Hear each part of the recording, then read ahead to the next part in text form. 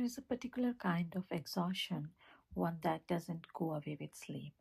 You wake up, you have had 7, maybe even 8 hours of rest, your body is technically fine, and yet there is this heaviness, this quiet, persistent tiredness that sits behind your eyes, that follows you through the day. And you wonder, what is wrong with me? Why am I still tired when I did everything right? Your body rested, your mind did. And welcome back to From the Therapy Room, Psychology of Mind and Body, Understanding How We Think, Feel, Pattern, and Become. I'm your host, Jyoti, a clinical counseling psychotherapist, and I'm really glad you're here. You're welcome to follow this space and stay connected. This is a space where we gently explore the inner landscape of human mind, where psychology meets lived experience, and where the stories we carry inside finally find language. In this podcast, we explore the psychology behind everyday emotional experiences, the things we often struggle to understand within ourselves, but feel very deeply in our day to day life. Now, let's back to our topic, what we are going to talk about today. And yeah, you're not tired, as I was sharing earlier. You're not tired because you did too much. You're tired because your mind never got permission to stop. Because even when you rest, you are still thinking, processing, replaying, holding, and somewhere inside, there is a version of you quietly asking, when do I get to pull all of this down? Pause for a moment. Just notice what happens inside you when you hear that question. Because this is not just about tiredness, this is about something much deeper, something more invisible, something we have learned to ignore so well that we don't even have language for it anymore. You're not just tired, you're depleted. There are different kind of tiredness, and most of us only recognize one. Physical tiredness is simple, your body worked, so it needs rest. But this is different. This is emotional tiredness when you have been holding back tears, holding back reactions, holding back part of yourself just to keep things stable. This is co- cognitive tiredness when your mind hasn't stopped for a single moment, jumping from one thought to another, trying to solve, predict, control. Then there is a invisible fatigue, the kind you cannot explain to anyone. Because on the outside, your life looks normal, but inside, you feel like you have been running for days. And when these three comes together, emotional, cognitive, and invisible, and much more, I'll say, but probably I'm just naming three. Sleep doesn't touch it. And depletion is very different from fatigue. Fatigue belongs to the body, and depletion belongs to the psyche. You're not bad at resting. You were just never taught how to feel safe enough to do it. Let's sit with this together, because if you're listening to this, there is a part of you that already knows this isn't about sleep. Taught that rest is the opposite of work. So we think, if I stop working, I will feel better. But what if I told you stopping is not same as resting? You can lie in bed, scroll for hours, watch episode after episode, and still feel exhausted. In fact, sometimes even more exhausted, because your body is still, but your mind is running a marathon. And here is the deeper truth: most of us don't know how to rest anymore. We only know how to distract. And distraction is not rest, it's avoidance wearing comfortable clothes. So let's look honestly at what we call rest today. Because you lie down, You pick up your phone just for a few minutes, and suddenly it's been an hour. You have watched 20 reels, absorbed 50 different lives, felt comparison, curiosity, irritation, inspiration, all within minutes. Your brain didn't rest. It kept switching, processing, reacting, and every time your attention shifts rapidly, your nervous system stays activated. So, what you call unwinding it is actually overstimulation. You didn't rest, you just changed the kind of exhaustion. Something that might feel uncomfortably accurate. You're lying in bed, phone is in your hand, scrolling. Not because you are interested, but because you don't know what else to do with your mind.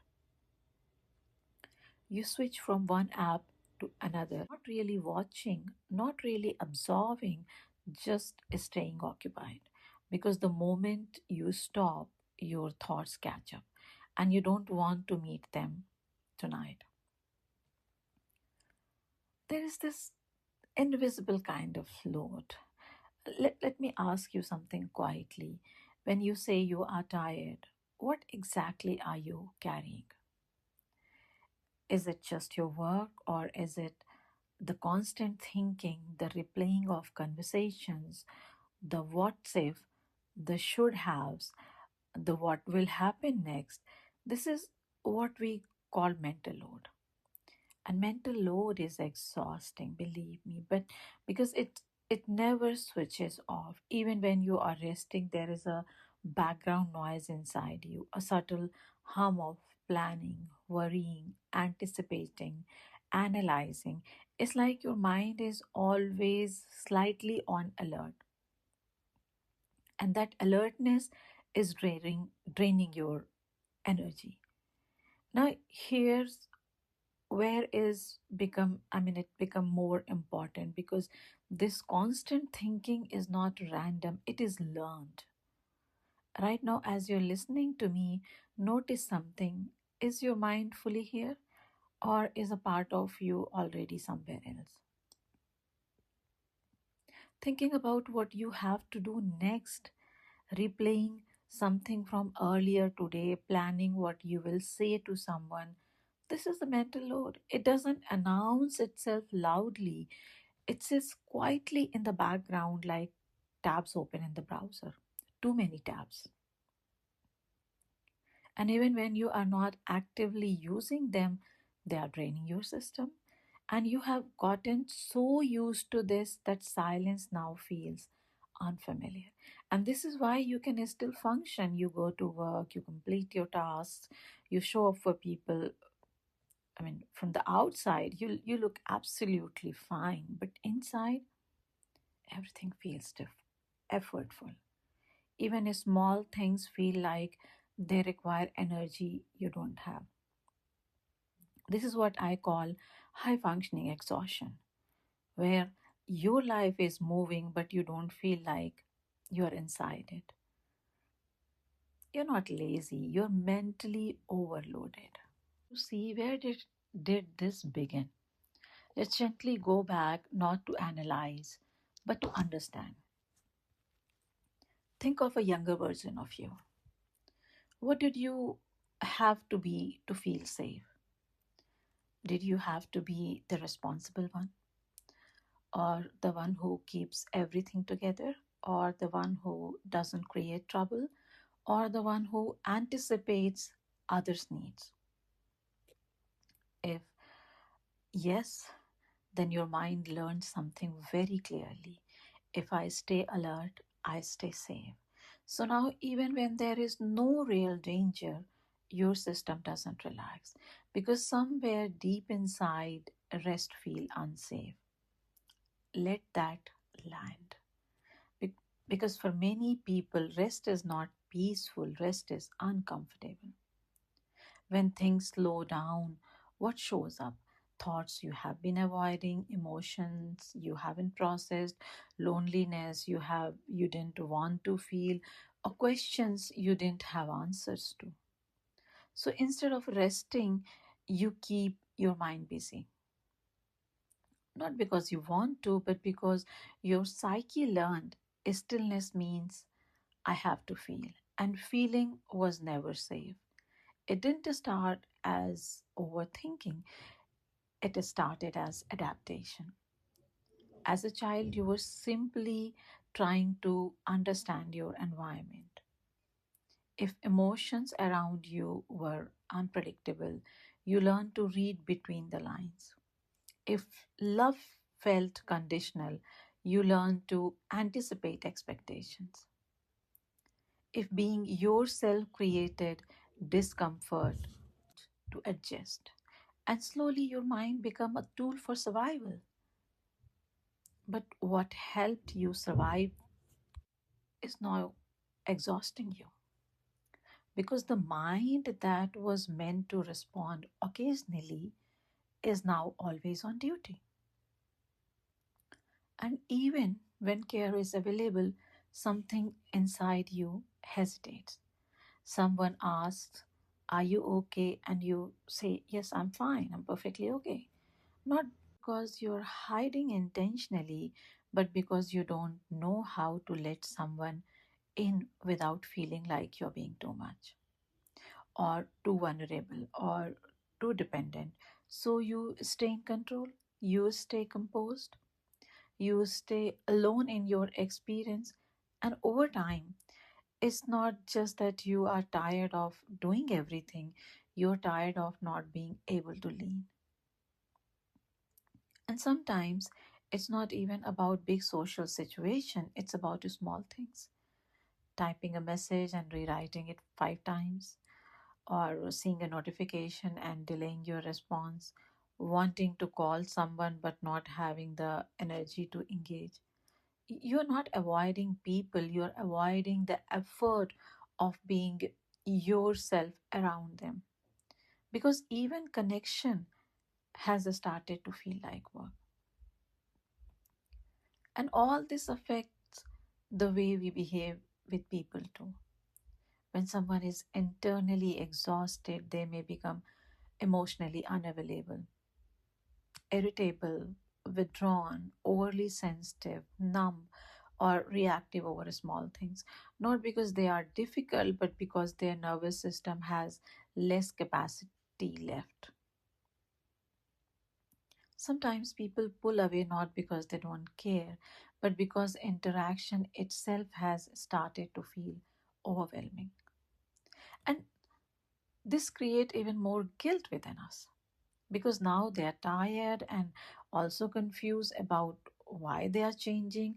I mean, many people who grew up emotionally uncertain develop hypervigilance, constant scanning, reading tone changes, reading facial expressions, reading energy shades, and trying to sense what others feel before it's spoken aloud.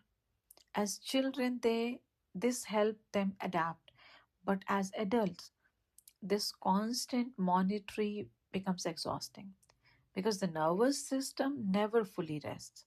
It keeps asking, what mood are they in? Is everything okay? Or did I do something wrong? And eventually, relationships stop feeling relaxing, they start feeling emotionally demanding. So, rest feel kind of, I can say in another words, that feel unsafe when your nervous system is used to survival. And some people are not tired from work, they are tired from being emotionally alert all the time. So this is the another layer, and it's something very rarely acknowledged. You're not just mentally tired, you're emotionally exhausted too, because you have been holding things in, managing your reaction, being strong when you didn't want to be, and understanding others while not being understood. And emotional labor is one of the most draining form of energy expenditure, especially when it's invisible, when no one sees it, no one validates it. You begin to doubt it yourself. You start thinking, Why am I so tired? I didn't even do much. But internally, you have been doing everything. Think about how many times you have said it's okay when it wasn't. Or I understand when you actually felt hurt. It's silent to avoid conflict, to maintain peace. Every time you do that, you split yourself a little. One part feels, the other suppresses. And holding that internal divide day after day is really exhausting. Not because you're weak, but because you're carrying two realities at once, the one you feel and the one you show. So there is also a quiet grief here, not just of what happened, but of what never got to happen. And the version of you that could have been more relaxed, more expressive, more at ease, but had to grow up a little too aware, a little too responsible, a little too careful.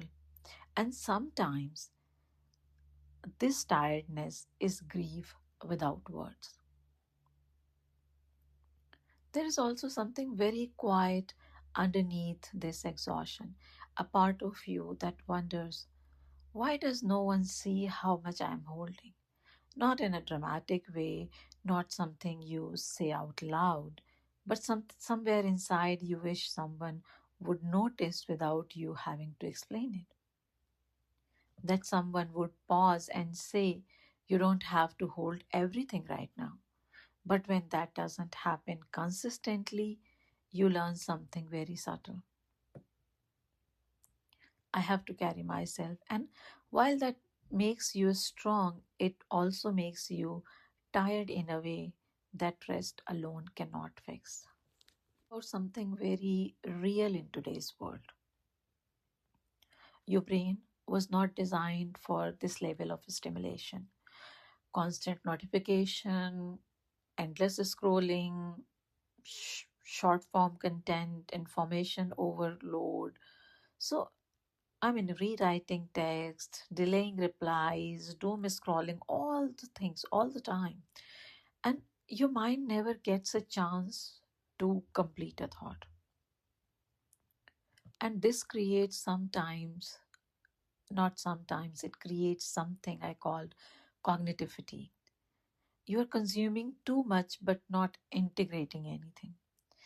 It's like eating constantly but never digesting. So your mind stays full but not nourished. And then you wonder, why do I feel so drained? Why do I feel so exhausted? Because your brain has been working non stop without any real rest. Here is something subtle but important. The more stimulation you consume, the less tolerance you develop for stillness. So, when you finally sit down to rest, your mind doesn't slow down, it speeds up. Because now there is no external input to distract you from your internal world. And suddenly, thoughts get louder, emotion feels closer, and instead of calling that a natural process, you call it, I can't relax. And you might notice this. Even when you take a break from your phone, you still feel restless. You pick it up again not because you want to, but because sitting with yourself feels heavier. And it's avoidance of an inner noise that hasn't been given a space yet. Let's go a little deeper. There are parts of you that you have not allowed yourself to see: your anger, your resentment, your unmet needs, your desire that don't fit the image you have built. These are what Carl Jung called the shadow. And the more you suppress these parts, the more energy it takes to keep them hidden. That energy comes from you. So you're not just tired from what you're doing, you're tired from what you're not allowing yourself to feel. And that is exhausting. If you slow down enough, you might notice something uncomfortable. There are things you feel you don't match the person you believe you should be. Maybe anger, where you think you should be calm, or maybe resentment, where you think you should be understanding, or maybe a desire to withdraw, where you believe you should stay connected. So, what do? You push it down, but pushing something down doesn't remove it. It just makes you carry it silently. And carrying what is unexpressed is one of the deepest form of fatigue. Psychodynamically, a lot of this exhaustion comes from internal conflict. One part of you wants rest, another part of you says you haven't earned it. One part wants closeness, another fears being hurt, rejected, and misunderstood. One part wants to express anger, another fears losing love if you do. So your psyche stays divided. And when the mind is constantly meditating these inner conflicts, it consumes enormous emotional energy. This is why people often feel exhausted without understanding why.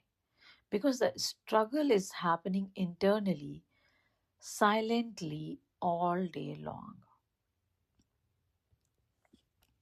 I was talking about the two versions. So there is also a version of you that you have been doing, the functional you, and the I have got it together you. And maybe you have been living from this version for so long that you don't even know what your natural state feels like anymore. So even rest become a performance. You try to rest correctly, relax productively, and in that you never actually let go because even your rest is controlled. There's also something even more subtle happening underneath all of this. Your worth has quietly become tied to how well you function, how productive you are, how available you are, how composed you appear. So even when you are tired, you don't fully stop. Because stopping doesn't just feel like rest, it feels like falling behind. I'm being lazy. I should be doing something. And this create a very quiet but constant pressure where rest is no longer neutral. It becomes something you have to justify. And over time, you don't just fear exhaustion, you start fearing not doing. So your system stays in motion not because it has energy, but because slowing down feels like losing your sense of self. In Jungian psychology, we talk about persona, the version of you created to function in the world, the capable, the pleasing, the composed self. And over time, many people become so identified with this version that they lose contact with what they actually feel. So even when they are overwhelmed, they continue smiling. Even when they need rest, they continue performing. Even when they feel disconnected, they continue showing up. And eventually, the exhaustion is not just from life, it's from maintaining a self that no longer reflect the full truth of your inner world. You don't hate people, you're exhausted by performing around them. You become productive before you become emotionally rested. So why are you still tired? So if you trace this gently, you will see the journey. It begins with adaptation, becomes overthinking, turns into constant mental load, gets amplified by digital noise, gets buried under emotional suppression, And slowly you lose the ability to truly rest. Not because you don't want to, but because your system no longer knows how to. Now let's bring all this together. You are tired because your mind never truly stops. Your emotions are not fully processed. Your nervous system doesn't feel safe enough to relax. Your identity is built around doing and not being. Your rest is actually distraction. Your inner world has been neglected. So the question is not why am I still tired? The real question is what in me has not been given space to rest? And after a while, people stop recognizing these states as stress. It just start feeling like this is who I am. I'm just anxious, or I'm just emotionally intense, or I'm just bad at relaxing. But often, what you call personality is actually a chronically activated nervous system. So, what does real rest look like even? Notice what happens inside you when you try to do nothing, even for a few minutes. There is a often a voice that comes in, you're wasting time. You could be doing something useful. This isn't productive. That voice didn't appear randomly, it was learned, conditioned, repeated enough times. That is now sound like you. But it's not your truth, it's your training. Here is something we don't talk about enough. You don't need better time management, you need better energy boundaries. Because you can organize your day perfectly and still feel exhausted. If your mind is constantly available to everything and everyone, real rest is not just physical, it is mental stillness, emotional expression, nervous system safety, and psychological permissions. Real rest means you don't have to hold yourself together for a while. It means you can feel without fixing. It means it can be without performing. And for many people, that feels so unfamiliar because you have been taught to earn rest. But rest is not something you earn, it's something you return to. Real rest might feel strange at first because it's not filled, it's not stimulating, it is not distracting.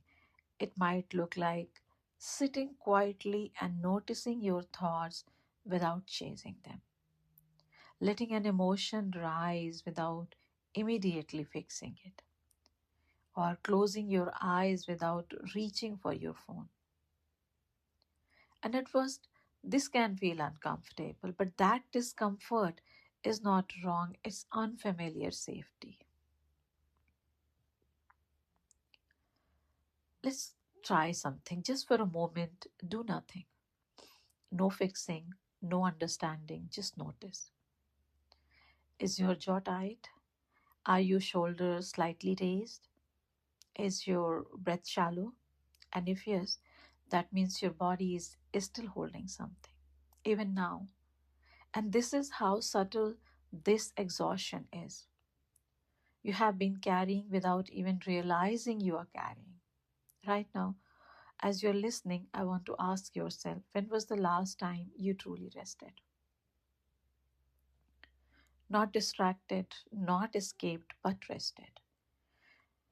When was the last time you sat with yourself without trying to change anything? And if the answer is I don't remember, then your tiredness makes sense. It's not a flaw, it's a signal. And beneath all this, there is sometimes an existential exhaustion too. A fatigue that comes from living too far away from yourself. doing what is expected, responding constantly, functioning continuously, but rarely pausing long enough to ask, what do I actually feel? What kind of life is this creating inside me? Or what parts of me have been left behind? He cannot be abandoned forever. Eventually, it asks to be heard. Sometimes through anxiety, sometimes through exhaustion, sometimes through sadness we cannot explain. Maybe what you needed wasn't just rest, maybe you needed moment where you didn't have to be strong one, where you didn't have to explain yourself perfectly,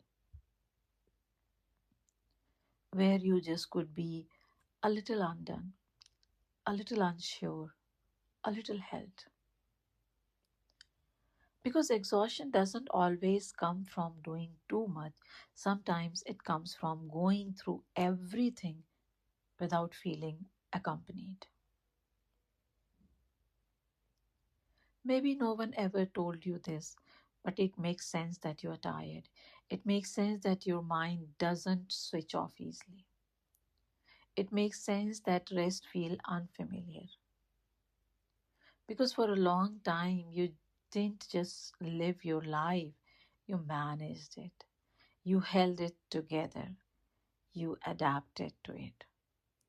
And now your system is asking, can I finally relax? So if you are still feeling tired, maybe don't rush to fix it. Instead, gently ask, where am I overholding? Where am I overthinking? Where am I over consuming? And where am I underfeeling? Or many more if you have something in your mind. Because your exhaustion is not a failure, it's a communication. So maybe today you don't try to fix your tiredness. Maybe you get curious about it. Maybe instead of asking, why am I like this? You ask, what is this tiredness trying to tell me? Because your body, your mind, your psyche, they are not working against you. They are trying to bring you back to yourself. And maybe, just maybe, what you need is not more rest, but a different kind of relationship with your inner world. You're not just tired, you have been carrying too much for too long without being held. And maybe this is where it begins to shift. Take your time.